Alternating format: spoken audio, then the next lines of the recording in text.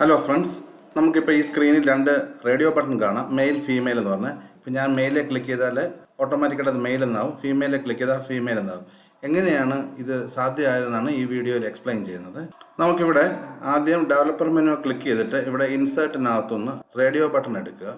ഇവിടെ എന്നിട്ട് നമുക്കിത് ഡ്രോ ചെയ്യാം. ഇവിടെ നമുക്ക് ഒരു പേര് കൊടുക്കാം. ഇവിടെ ഞാൻ മെയിൽ എന്ന് കൊടുക്കുന്നു. അതിനുശേഷം ഇത് റൈറ്റ് ക്ലിക്ക് ചെയ്തിട്ട് ഫോർമാറ്റ് കൺട്രോൾസ് എന്നുള്ളത് ക്ലിക്ക് ചെയ്യുക. ഇവിടെ ക്ലിക്ക് ചെയ്തിട്ട് ഒരു തൊട്ട് മുകളിലത്തെ ഒരു സെല്ലിലോ ഇട്ട് നമ്മൾ റെഫറൻസ് കൊടുക്കുക. അതിനുശേഷം വീണ്ടും ക്ലിക്ക് ചെയ്യുക. ഇവിടെ ഓക്കെ കൊടുക്കുക. ഇതുപോലെ തന്നെ നമുക്ക് അടുത്ത റേഡിയോ ബട്ടൺ എടുക്കാം. ഇൻസേർട്ട് ക്ലിക്ക് ചെയ്തിട്ട് റേഡിയോ ബട്ടൺ എടുക്കുക.